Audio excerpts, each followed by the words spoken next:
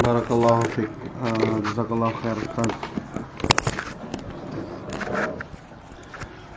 Okay. So, maganda yung topic ni Bapa Ustaz, no, about doon sa amana. So, talagang kailangan yung pagkatiwala sa atin, kailangan natin isabuhay at sa gawayan. So, jazakumullahu khairan. Alhamdulillahilladzi hadana li hadzal din. Wa ma kunna linahtadiya laula an hadana Allah. Wa ba'd. Ang lahat nagpapuritang sa Allah, ang mapagpalat mahabagin. Assalamualaikum warahmatullahi wabarakatuh. So, katulad nga no, nang narinig natin kay Bapa Ustaz yung amana na isang mabigat yan sa atin na dapat isabuhay natin at kumaga sa hindi madaling bitawan ng isang taong mananampalataya, no? So anyway, itong pinagkatiwala sa atin ng Allah, itong da'wa. So kaya kailangan tayong nagdada'wa inshallah ta'ala. At yung nga palang mga viewers natin, no, maraming salamat sa inyong lahat sapagkat na umabot nga tayo ng 280, ilan ba yung kanina? 270 plus, ano? Yung pinakamaraming peak to the highest peak na sabay-sabay na nanood. Pero yung iba kasi minsan dahil nga siguro busy at hindi kinakaya yung buong episode natin. Pero may mga mangilan-ngilan. Last nitong Monday and Tuesday nasa Lanao kami, Marawi City, Lanao, palipat-lipat kami ng area. Meron tayong nakakasalubong na ilan dyan na nanonood sa atin. Biruin mo sa area na yun ng mga kapatid nating mga Maranao. Minsan may yun nga nakasalubong, sabi niya sa akin, Ustaz, ikaw pala yan, ikaw yung isa sa mga napapanood ko doon sa Facebook. So sabi niya, followers mo ko. Sabi ko, alhamdulillah. Sabi niya, yung channel ninyo sa MPDA. Pero sabi niya, baka pwede kayong maglagay ng Maranao doon. Kasi wala kami masyadong naiintindihan. Kung may maginanaw na, sabi nga, hindi na kami masyadong nakakahabol. So, alhamdulillah. Actually, ako, medyo marunong ako mag-Maranao before nung nag-aral ako sa Baguio. Kasi mga kaibigan ko lahat Maranao. So, taman sa miyakaswa ko po Bapa Ustaz sa Maranao. Miyakaswa ko sa Mayto. Naya problema na kelipatan na kami iman to. Yun, pitik-pitik lang. Gito yung muskila. So, importante na kinahanglan na sa mga lulot pagarimi sipon makapupun sa Ranao na stay put ka, no? Kasi nagtatagalog tayo kaya inshallah maintindihan ninyo. So anyway, itong natin, ang gusto ko kasing talakayin ngayon is yung about sa napapalapit na naman na Chinese New Year. Next week to, Tuesday, Chinese New Year. Actually, napag-usapan naman natin na yung New Year last month lang or nitong mga nakaraan lang dahil sa New Year ng Hijra calendar. Gregorian. Ayun. Calendar na every January 1, yan yung New Year ng mga kuffar. So sa atin bilang isang reminder kasi holiday sa mga araw na yan, next week Tuesday, New Year ng mga Inchik. Pag-usapan natin ng konti at medyo i-remind lang natin yung bawat isa. Baka hindi masyadong narinig yung mga lectures natin dito nung nakaraan about doon sa New Year na hindi natin dapat i-celebrate. Okay? So sa kanila, sa atin, no, bilang patnubay sa ating lahat, dalawa lang, malinaw na malinaw ang pagkakasabi ng Rasul sallallahu alaihi wasallam. Sa Islam, sabi ng Rasul sallallahu alaihi wasallam ay merong idain, merong dalawang sineselebrate na piyesta. Yun yung Eid al-Adha at Eid al-Fitr. Yun yung buka, sabi sa kita no, basa sa basa natin sa Maguindanon, buka na puwasa, buka na Hajj. So dalawa lang yung ating sineselebrate sa buong mundo ay sabay-sabay na nagsiselebrate ng Eid al-Adha at Eid al-Fitr. So sa madaling sabi, tayo bilang isang Muslim, at kung ikaw nagkiklaim ka na ikaw ay Muslim, ang susundin natin automatically ay ang Propeta Muhammad sallallahu alaihi wasallam. Taraktu fikum shay'ain, sabi ng Rasul sallallahu alaihi wasallam, iniwan ko sa inyo ang dalawang bagay, at kung inyong panghahawakan hindi kayo maliligaw magpakailanman. Ano yun? Ang kitab, ang Quran at hadith ng Rasul sallallahu alaihi wasallam. So malinaw, tayo, once na may gagawin tayo, kapag ka ang pinag-usapan ibada, ibalik mo kagad sa, ganito yung warning sa atin ng mga ulama natin, para meron tayong clue, at meron tayong, kumaga sa warning sa sarili natin. Kapag ikaw sasamba, kapag ikaw gagawa ng isang sinasabi na pagsamba, tingnan mo kagad, kung wala kang hindi mo alam, magtanong ka sa ustads. O di kaya magtanong ka sa nakakaalam. Di kaya magbasa ka ng libro. Sa ano yung kukunan natin ng mga basihan? Yung Quran at hadith ng Rasul sallallahu alaihi wasallam. Kapag kagagawa tayo ng ibada, kailangan hanapin natin kagad ito mula sa Quran. Pag hindi natin ito mahanap, pumunta ka sa hadith ng Rasul sallallahu alaihi wasallam. Pag hindi mo mahanap, huwag ka nang maghanap pa kasi wala ka nang hahanapan pa. Maliban na lang na siguro kung meron kang mga gagawin na ibang mga kumaga sa pananampalataya, baka doon ka matulad. Yun yung problema, no? Katulad nga nitong Chinese New Year na ito. Nag-New Year ka na nung nakaraang New Year ng Gregorian calendar, mag-New Year ka na naman ngayong February 2. No, kasi New Year ng mga Chinese New Year. So sa atin, ang sinabi ng Rasul sallallahu alaihi wasallam, man tashabbaha fi qaumin fahuwa minhum, ang kamakal sallallahu alaihi wasallam. Sino ang gumawa ng isang gawain at manggagaya siya doon sa ibang grupo, ay mahahalin tulad siya doon sa mga grupong ginagaya niya. Kumbaga doon siya mabibilong na grupo. Halimbawa lang. Sa atin, maraming nagtatanong sa akin minsan, Ustaz, yung pagpapakulay ba ng buhok, pwede ba sa Islam? Ang sabi ng mga ulama natin, pwede kang magpakulay ng buhok, majority sa nagsabi, pwede kang magpakulay ng buhok, pero wag lang itim. Okay. Meron din nagsabi na okay lang din na magpakulay ka ng kapag kaputi yung buhok, halimbawa magpapakulay ka ng itim. Meron din mga ulama nagsabi. Pero ang point ko dito is, yung ilan, ang sinasagot ko, kasi pwede. Ang usapin dito, pwede? Yes, pwede. Pero ang tanong mo kagad sa sarili mo, yung gagawin ko sa buhok, halimbawa, ay wala ba akong mahahalin tularan sa ibang grupo ng mga tao? Kasi ngayon, naglipa na yung mga adik na ang mga buhok ay kung ano-ano mga kulay ng buhok.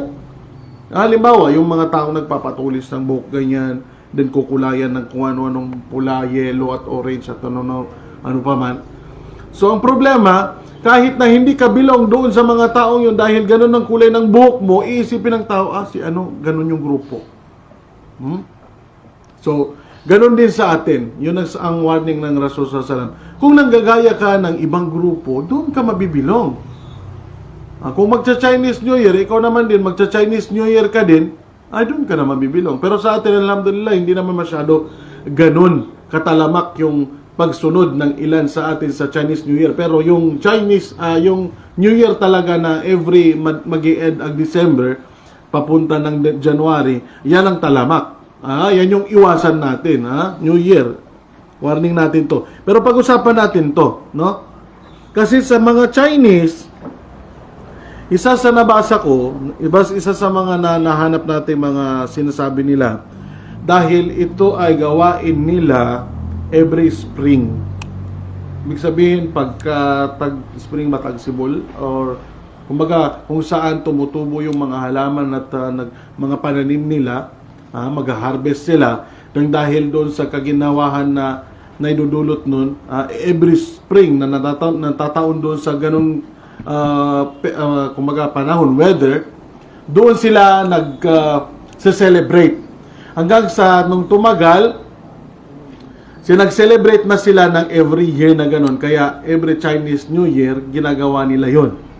Hanggang sa panahon natin ngayon, iniisip na lang din na Chinese New Year.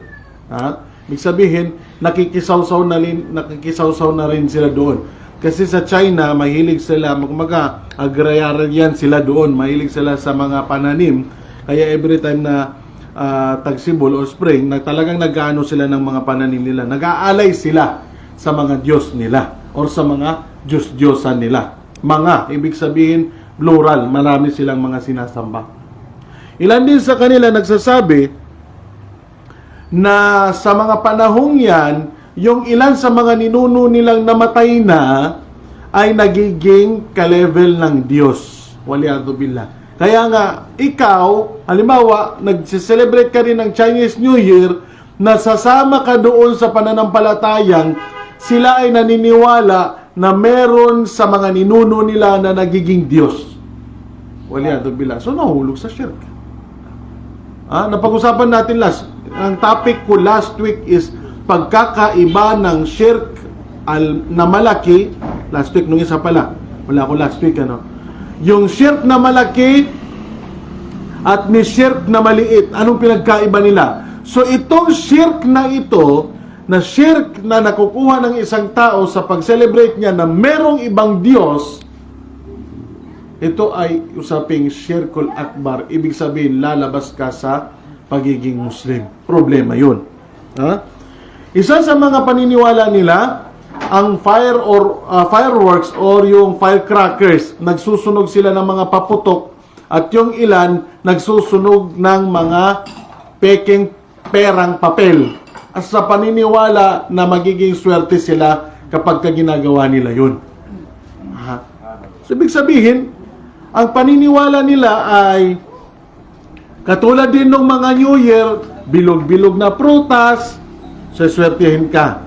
Magsuot ka ng polka dots, seswertihin ka. Tatalon ka sa gabi, tatangkad ka. Magpapaputok ka, seswertihin ka. So, ibig sabihin, the same dito na paniniwala nila palaging may swerte kasi mahilig sila sa pampaswerte. So, ibig sabihin sa atin sa Islam, hindi ganun ang turo sa atin. No? Nag-aalay sila ng mga pagkain din. Katulad din ng mga nakaraan na bilog-bilog na pagkain. Kasi ang pera, bilog. Coins, bilog. Kaya bilog na prutas ang ilagay mo na 12 pieces at magre-represent ng 12 months yung 12 pieces na prutas na yan na kailangan ilagay mo. Si pobre, dahil sa gusto rin magpaswerte, kung ano-anong bilog ang binibili. Yung iba, kahit na bulok lang or kahit na ilang piraso lang. Sa atin, hindi tayo ganun. Dahil lang sa atin, sa Islam, ay nagtatawakkal tayo sa Allah. Binibigay natin ng full na trust natin sa Allah. Hindi tayo nagpapaswerte sa, kailangan natin. Sa kanila kasi, yung malagkit na pagkain, yung tikoy, manadudul sa salkitaw. Kasi, pag sticky, mag-stick daw yung swerte sa buhay natin. Ang daming nung 2019, 2020, ang daming lumabas na pangpaswerte. Nandoon na yung tinatalian yung mga, kung ano yung horoscope o zodiac sign mo.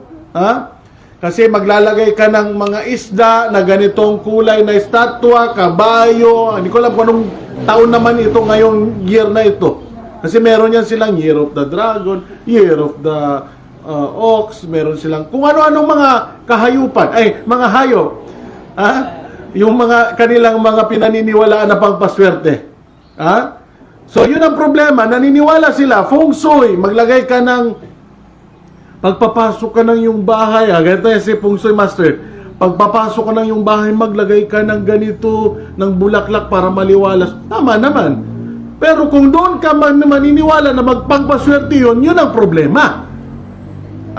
Kasi ang tao, humihingi ka sa Allah. Gagawa ka, magtatrabaho ka, kung farmer ka, magtatanim ka. Hindi yung paniniwalaan mo na lang kung sino dyan, maglalagay ka ng pangpaswerte. Iwasan natin yung mga ganyang klaseng paniniwala na, Ustaz, meron akong ganyan narinig. Walay ko niya siya pagkasangol dapat sa sabangan atau kan dita iputagi pintuanan niya kapag tago sa sabangan na mga maya-maya ha? Di kong katawang po nito ba? Atau kapat pabutadaan sa sabangan, mga dosan kapara gele isnang na problema di kalungyo di kami isnang so yun yung maraming mga ganong paniniwala. Maglagay ka ng ganito, parang yung isa sa panday ko. Ustaz, tumubos na niya mayay gangulan ng kaka. Problema na walin ka niya atapan niya ka pinagsapan ka sa mga mayamayay. Nyabi pa ka di malasan niya. Iko, ampong kabugid ba pandaya. Lagi natin ko sa agam Islam. Sa Islam wala tayong mga pampaswerte sa bubong ganitong atip niya, ganitong ilagay mo na ganitong itsura, kailangan mauna yung ganito, may mga ganyan sila mga paniniwala. Sa sagam Islam, sa atin sa Islam, walang ganon. Sabi ko, yung SM, iba yung mga bubong nila, pero bakit swerte pa rin? Yung mga magagandang bahay ngayon, mga mayayaman yung mayari, hindi ganyan sa sinasabi mo, pero bakit swerte pa rin? So yun yung sinabi ko sa kanya, at saka sabi ko, kailangan hindi tayo magpapaniwala sa ganyan kasi habang buhay tayo magiging panday lang. Kung ganyan ang paniniwala natin. So sa relihiyong Islam wala tayong feng shui. Hindi tayo naniniwala sa mga feng shui, pangpaswerte at kung ano-ano pang nilalagay dyan at kung ano nang paniniwala. Alallahi falyatawakkalul mu'minin. Ang mga mananampalataya kay Allah nagtatawakkal, hindi sa mga prutas, hindi sa paputok, hindi sa kung ano-ano dyan. Magda-dragon sila, pangpaswerte daw. Tumus kita no, isabi niya sa adat anakwata no sa mga Chinese ngita biyabwa, yung mga unta ba niya? Unta-unta ba niya na sabi na nakwa. No gagaga mo na di din ilingan pan. Yabe unta-unta ba niya? Okay? Wa kafa billahi wakil. Tayo mga Muslim, mga mananampalataya, mga mu'min ay na kay Allah tayo nagbibigay na, kumbaga, wakil ba, doon natin ibinibigay yung trust natin. Kumbaga, kung may nagmamay-ari sa'yo, doon ka lang sa Allah. Siya yung nagmamay-ari sa'yo. Hindi yung mga isda, golden, biglang namatay, patay na pala. Merong isang pangyayari kay Propeta Muhammad SAW. Nya ba, ganggulabi niya sa kita no tabiabo, sa mga lakita no ang mga bangsamuro. Andyan sa super once namalengke ako, meron diyang mga nagbebenta ng mga kalendar na semi-zodiac. Semi-zodiac. Kamis. Lakaw ka. Makataban. Ano mama? Tapos sa pato, kay naharimaw. Mawaraw. Ati ko, ninyawa ba? Hanggang sa nainganyo ko, binasa ko yung ilan. Di ka bagabanti. Tabanan ka. Matindi mo niya. Di kumaso ba mandunin niya. Ibiyay ba mandunan niya. Parang itinuturo niya yung bang a-attack ka sa kalaban. Parang rido ang kunin ng taong gusto magkalendaryo ng ganito. Na inusisa ko. Sabi ko, ano ba ito? So yun nga, na-realize ko kasi may mga karabaw, may mga sapi. Sabi ko, ano ba ito? Para siyang zodiac sign. Sa atin, wag na wag tayong maniniwala sa mga ganung bagay. At ipinapawalang, hindi natin ini-encourage ang tao na magkaroon ng kalaban. Atake ka doon, tapos ganito gagawin mo. Sa atin, ang Islam, sinong kalaban niya? Ang taong oppressor. Naalala ko yung isa sa lecture ng matanda Hashim Salamat rahimahullah. Di kana tanuya kontray sundalo. Kana tanuya kontray gobyerno. Kana tanuya kontray kapil. Ya tanu kontra na ten itaw amangumis. Oppressor sa limbot. Mga dupang. Na iyan ang kalaban natin. Hindi yung kapatid mo, meron lang naging kasalanan sa atin, rido na kagad. Wala yan sa atin. So yun, yung mga zodiac sign na yan, wag na wag nating paniniwalaan. Tingnan nyo sa time ng Rasul sallallahu alaihi wasallam, after ng Ghazwatul Uhud, Ang Ghazwatul Uhud, palagi natin naririnig, medyo yan nadihado sa lahat ng labanan ng Rasul sallallahu alaihi wasallam. Diyan siya medyo, sabihin natin na muntik pang mamatay. Muntik mamatay ang Rasul sallallahu alaihi wasallam sa Ghazwatul Uhud dahil sa mga taong hindi sumunod sa kanya. Binigyan ng assignment dahil sa pagsuway, hindi sumunod sa kanya, umalis sila doon sa pwesto nila. At isa sa kwento, nabungi, ibig sabihin na wala yung dalawang ngipin o ngipin, ilan sa ngipin ng Rasul sallallahu alaihi wasallam dahil sa gazwa na yan, nalusob sila ng kalaban. Pero lumaban pa rin sila habang papaakyat sila ng bundok at papaatras hanggang sa hinanap ng mga kufar ang Rasul sallallahu alaihi wasallam hanggang sa naikubli ng mga Muslim, ng mga mujahidin ng Rasul sallallahu alaihi wasallam. After that, ito yung kwento. May isang kwento na maaaring narinig nyo, maaaring hindi. Pero maaaring hindi. Merong time, after nung gazwa na yan, kumaga sa fresh na fresh pa yung gazwa. Naka-pull out ang Rasul sallallahu alaihi wasallam, pati yung grupo, yung mga grupo ng kufar, ganun din, paatras, pero ang grupo ng kufar patuloy pa rin sa paghanap sa Rasul sallallahu alaihi wasallam. Hinahanap nila si Khalid bin Walid, si Abu Sufyan, pinsan ng Rasul sallallahu alaihi wasallam, pero hinahanap niya ang Rasul sallallahu alaihi wasallam. Kaya hindi mustahil, hindi imposible na sa pagkikibaka mo sa Islam, makakalaban mo minsan kapatid mo, pinsan mo, kamag-anak mo. Hindi imposible yan. Rasul, propeta, may connection sa Allah, pero ang kalaban niya, pinsan niya, kamag-anak, bapa niya, mga ganong kalaban niya. Hinahanap ni Abu Sufyan ng Rasul sallallahu alaihi wasallam. So medyo duguan pang Rasul sallallahu alaihi wasallam, at ang ilan sa mga sahaba medyo mahina pa kasi nga dahil doon sa parang nangyari na hindi maganda. And then biglang sa pagtatangka ni Abu Sufyan sa Rasul sallallahu alaihi wasallam, may mga pagano, may mga taong hindi involved sa giyera, sa pakikibaka ng Islam, kasi mga pagano, mga hindi Muslim at hindi rin Christian, hindi rin Ahlul Kitab, hindi rin taga Quraysh.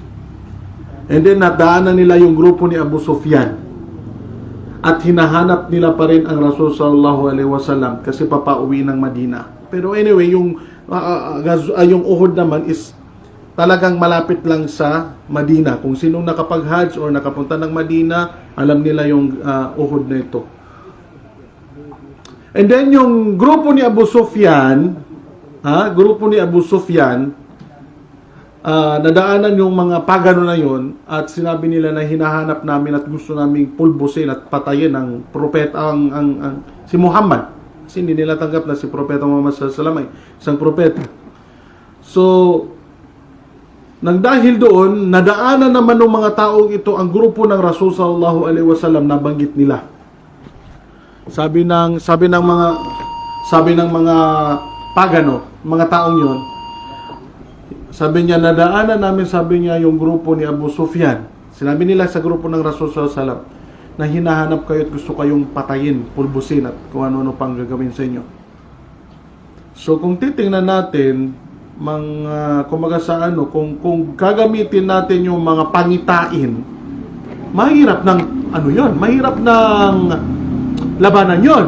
Mahina kayo, tapos pupuntahan pa kayo, kung pangitain yung tinitingnan ng Propeta Muhammad sallallahu alaihi wasallam, dapat umatras na sila.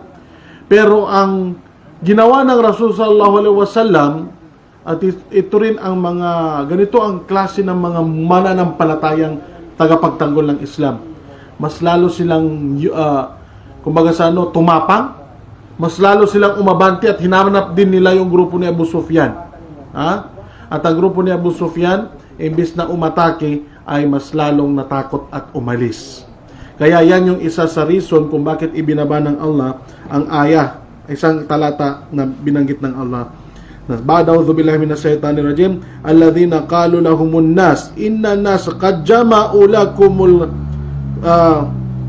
fakhshawhum. Sabi ng Allah Ta'ala, katotohanan yung mga tao ay nag-ipon-ipon para sugpuin, puksain, ubusin kayo.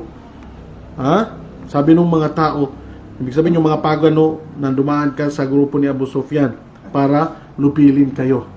Pero ang ginawa ng Rasul, at gustong ubusin ang mga Muslim, pero ang ginawa ng Rasul, fazadahum imanan, nadadagdagan palalo yung kanilang pananampalataya. Hindi sila nakikinig sa mga mga horoscope o mga pangitain.